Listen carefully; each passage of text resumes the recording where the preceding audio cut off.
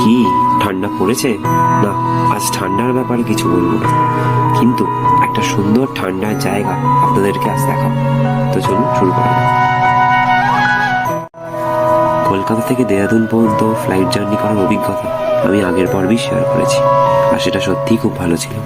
কিন্তু এই দেরাদুন থেকে মুসৌরি পর্যন্ত জার্নিটা সেটা ভালোর থেকেও বেশি, সত্যি অসাধারণ। তো দেরাদুন এয়ারপোর্ট থেকে মুসুরি যাওয়ার রুটে, মানে 2 ঘন্টার এই রুটটার মধ্যে মোর দ্যান হাফ আমরা কভার করে ফেলেছি, আর অ্যারাউন্ড 40 মিনিটস মতো লাগবে মুসুরি পৌঁছাতে।